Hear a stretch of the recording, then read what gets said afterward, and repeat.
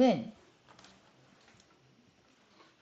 이제 마지막으로 착각의 늪에 대한 이야기인데, 지금 앞에서 세 가지 내용은 아이들이 이제 흔히 보이는 완벽주의, 그 다음에 질문 잘 못하는 거, 그 다음에 네, 네, 여러 뭐 이제 상황 속에서 우리 아이들이 겪는 가장 포괄적인 문제들을 그냥 제가 짚어보면서 말씀을 드렸고요.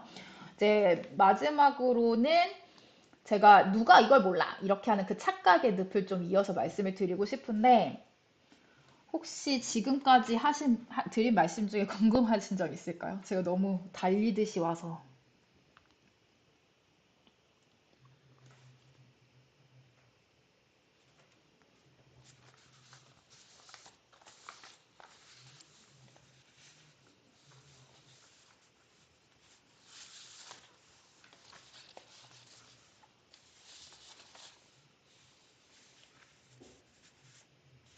사실 오늘 되게 이 주제가요, 너무 포괄적이고 제가 드리고 싶은 말씀이 너무 많은 거예요. 그래서 키워드만 뽑다가 시간이 다 흘렀어요.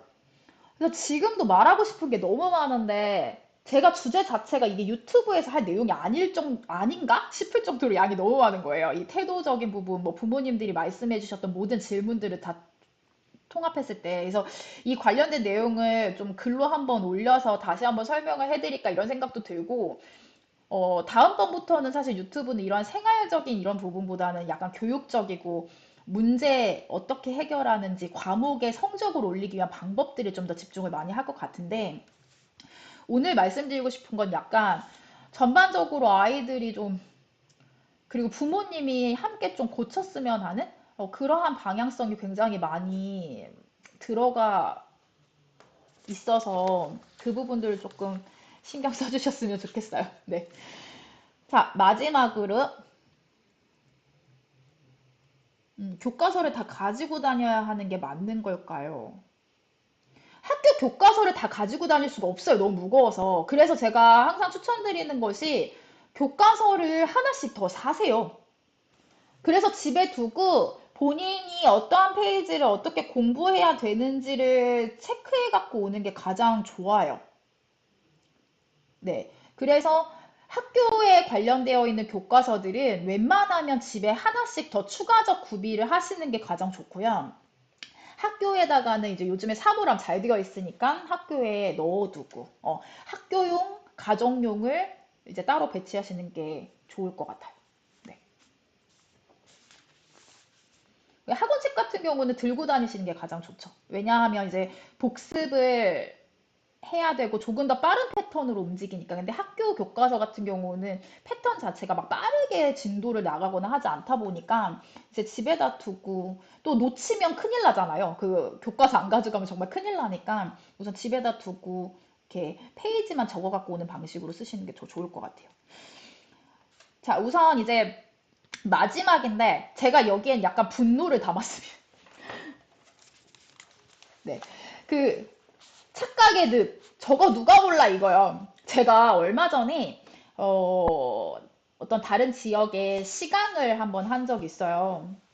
근데 제가 이 시강을 한 초등학교 6학년, 중학교 1학년 요 정도의 대상으로 했는데, 제가 문법의 신입니다. 제가 문법 진짜 잘 가르치잖아요. 저한테 그러니까 모든 아이들이 생각하건데 제가 느끼기에도 제가 문법을 잘 가르쳐요. 이렇게 강조하는 이유는, 자, 문법은 이렇게 공부하는 거야 라고 제가 알려주는 수업이었어요. 그래서 영어를 보는 큰 틀을 보여주려고 했어요. 리딩도 잘할 수 있고 라이팅도 잘할 수 있고 문법 문제도 쉽게 풀 수 있어. 내가 이 방법을 알려줄 거야. 이렇게 했거든요. 자, 그러기 때문에 나는 이제부터 요 한 패턴을 너네한테 이어시켜 줄 거야 했던 게, 팔품사에서 그 문장의 구성 요소 5가지, 그리고 문장의 오형식, 이렇게 연결하는 패턴을 적어놨어요. 그랬더니 저 거기서 완전히 형편없는 강사로 낙인이 찍혔잖아요. 저거 누가 몰라요? 저 팔품사잖아요. 8개, 명사대명사 뭐 어쩌고저쩌고. 오형식은 이거잖아요. 문장을 구성할 때는 이렇게 얘기하는 거예요. 저기 얘들아, 내가 너네 아는 거 아는데 나는 너네한테 더 좋은 방법을 알려주기 위해서 시작한 거야. 한번 내 말 들어볼래? 근데 조금만 또 있다가는 이거 문장 구성할 때 얘기하려고 하는 거죠? 계속 끼어들어. 그러면서 아는 척을 계속 하는 거예요. 또 다른 애가 있어요.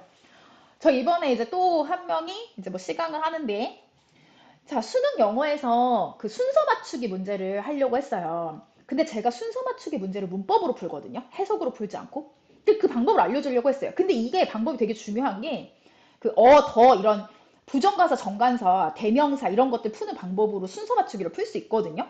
그래서 저는 기초적인 관사라 대명사에 집중을 해야지만 문제가 풀려. 디스, 더 이렇게 얘기했는데 그 애가 엄마 말로는 애가 영어를 되게 잘한다고 하는 거예요.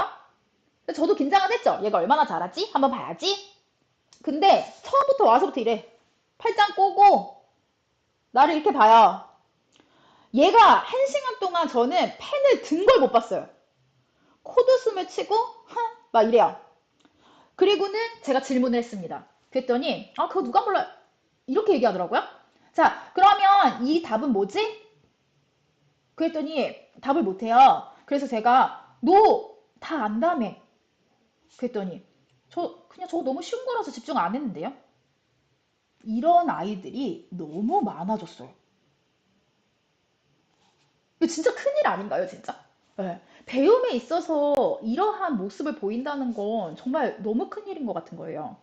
결국 이 친구들은요, 배울 기회가 없는 아이로 계속 성장을 하는 거예요. 그냥 조금 아는 거 가지고 계속 아는 척을 하다 보니까 내가 새로운 곳에서 분명히 무언가를 배울 수 있었을 건데 그 배울 수 있는 해안 자체를 다 놓쳐버리는 거예요. 학교 수업을 그래서 쉬어서 대충 듣는 애들 있죠. 그래서 안 된다는 거예요. 제가 항상 학교 수업 중요하다고 말씀드렸죠. 학교 수업 무시하는 애들 지금 공부 잘하는 애들 못 봤어. 학교 수업을 쉬운 걸 들었어도 그 안에서 엄청난 기본과 대단한 지식들을 파헤치는 아이들이 그런 애들이 공부를 잘한단 말이에요. 자, 그럼 자, 수업을 듣는 이유는요. 내가 아는 것을 잘난 척하려고 듣는 것이 아니에요. 대형 학원들이 그 상업적인 잣대와 그 가스라이팅 상담 그리고 광고로 학원 뭐 시험 레벨 뭐 기준 반등을 설정해 가지고 뭐 학원에 들어가기 위한 뭐 과외에서부터 시작해서 막 그 학원 반을 유지하기 위해서 막 학원까지 다니고 과외까지 하시는 그런 진짜 말도 안 되는 미친 형국이 되었단 말이에요. 자, 그래서 이 학원을 다녀서 얻은 게 뭐예요? 들어갔어요. 그러면 이 실력이 점점 떨어지는 애들을 정말 많이 봤거든요. 들어가는 준비 때문에 엄청 는 거예요.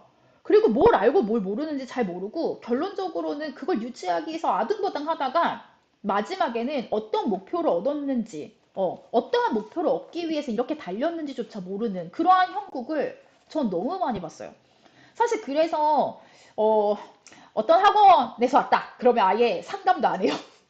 예. 왜냐하면 사실 그런 학부모님들과 아이들은 이미 소통이 안 될 정도로 이미 그 학원에 주는 허세 있죠. 그러니까 난 이 반, 난 이런 학원까지 다녔어. 막 이런 허세 때문에 아무리 제가 올바른 길이라고 말을 해도 듣질 않으세요. 자, 결국 그런 아이들은 어떤 생각을 하냐면요. 자연스럽게 나는 이 반 아이야. 난 그래서 되게 똑똑한 아이거든? 이라고 본인이 생각하고 여기는데 문제는 공부를 하면서 아이가 계속 모르는 것들이 나올 수밖에 없거든요. 그러면 이때 어떻게 되냐면 우선 몰라요.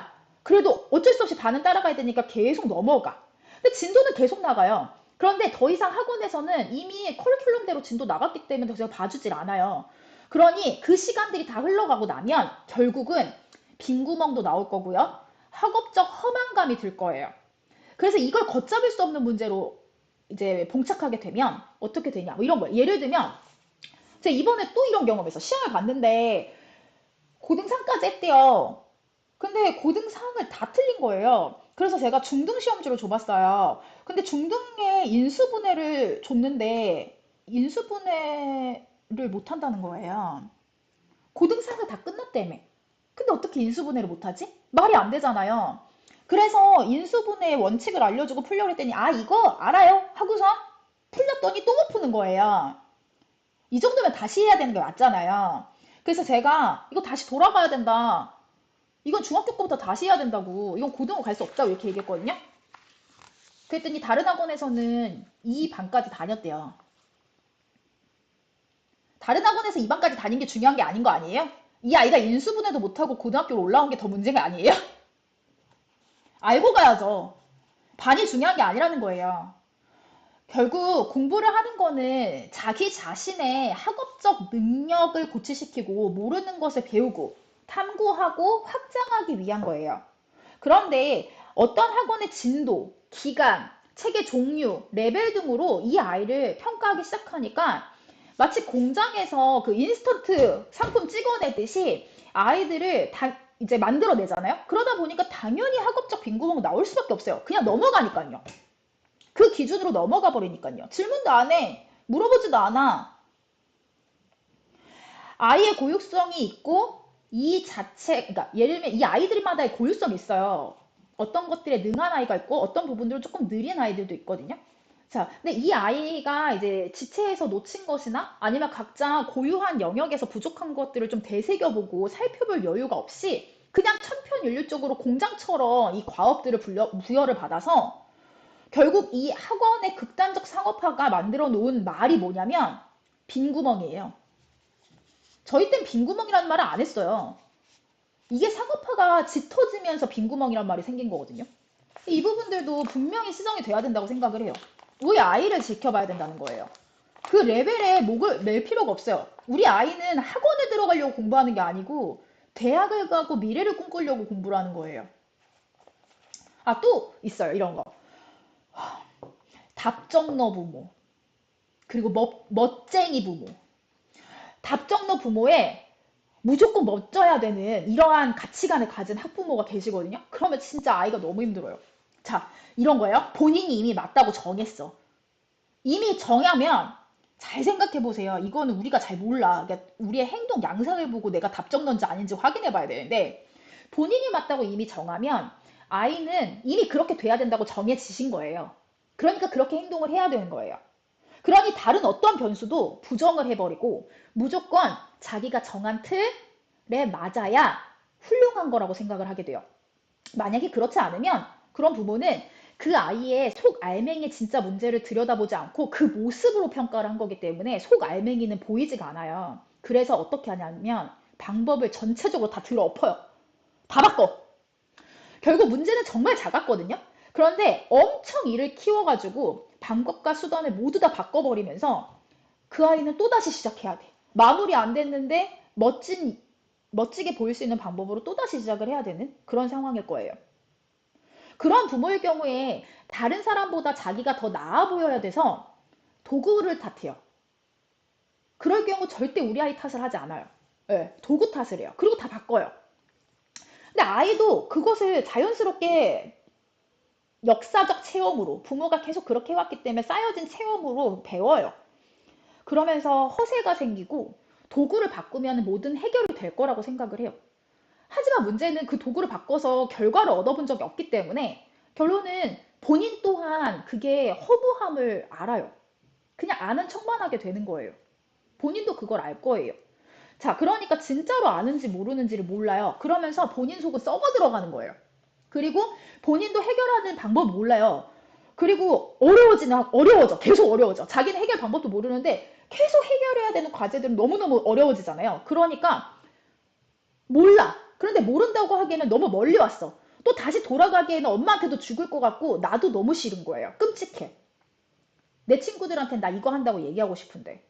마치 우리 대학생들 막 원서는 막 이렇게 손에 들고 공부는 하나도 안 하는 그런 우리 신입생 대학생들처럼 그 가방만 무거운 아이들. 뭐 이런 애들 되면 안 되잖아요. 자, 그러니까 지식의 진심을 알려줘야 되는 거예요.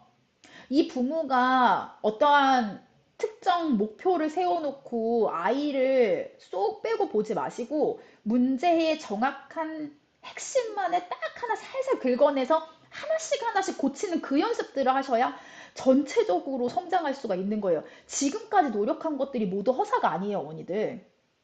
방법이 잘못됐기는 방법이 잘못됐기 때문에 전체를 다 바꿔야 되는 문제가 생기지 않아요, 절대. 노력은 어디로 가지 않거든요.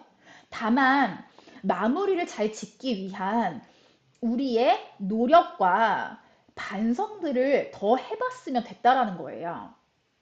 그렇기 때문에 무조건 다 뒤집어 엎지 마세요. 저거 누가 몰라라는 늪에 빠지지 않도록 계속 확인해 보셔야 돼요. 내가 어떠한 부분을 알고 모르는지. 이런 게 이제 메타인지잖아요. 그래서 제가 이 메타인지를 어떻게 이겨내면서 우리가 국어, 영어, 수학 이런 걸 잘할 수 있을지 다음번부터 말씀을 드릴 건데, 이번에는 이런 부모만 되지 말자라고 상기해 드리고 싶은 거예요. 그래서 이 방법들은 계속 교과 과목 설명드릴 때 말씀드릴 거예요. 또 이런 거 있어요. 우리가 자원이 한정되어 있잖아요. 그러니까 우리 아이한테 드릴 교육비가 딱 한정되어 있는 거예요. 그런데 하필 이때 부모가 잘할 수 있는 거에다가도 돈을 쓰시고 멋져 보이는 거에다가 돈을 쓰시는 부모님들 너무 많아요. 한정된 자원 안에서는 부모가 할 수 없는 거, 내가 부족했었기 때문에 우리 애도 부족했던 거에다 돈을 쓰셔야 돼요. 그런데 이 돈을 보이는 거에 쓰시는 부분들이 계세요. 그래서 예를 들면 좋은 게 있으면 다 시키는 거예요. 과학 경진대회가 있대, 창의력 경진대회가 있대, 이거 하면 어떤 게 됐대, 뭐 이렇게.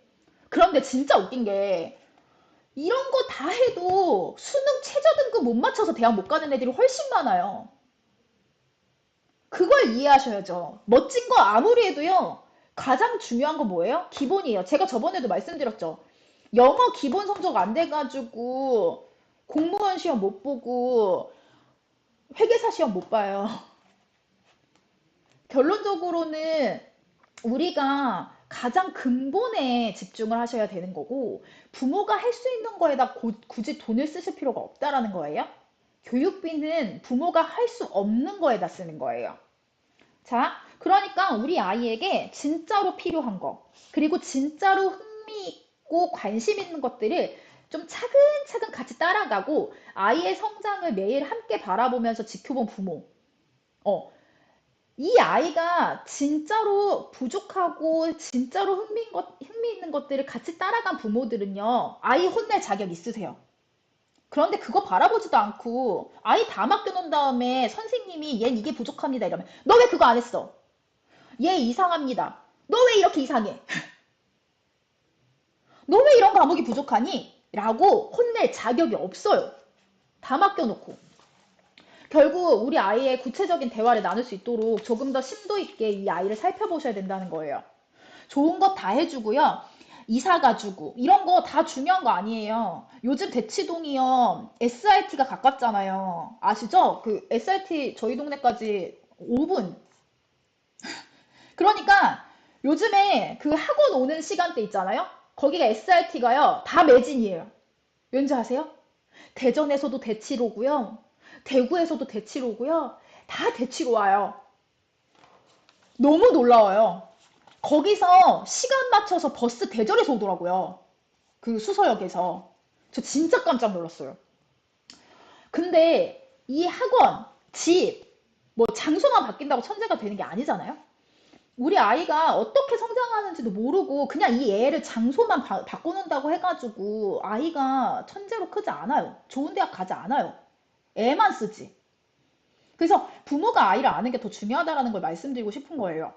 좋은, 이래요. 야, 내가 좋은 정보 다 줬는데 너는 왜 아직도 이렇게밖에 못해? 뭐 이렇게 말씀하시는데 그렇게 주시는 게 중요한 게 아니고 같이 살펴보는 게 중요한 거예요. 그렇게 살펴보지도 않으셨다면 만약에 살펴본 부모라면 기차 타고 대치 오지도 않아요.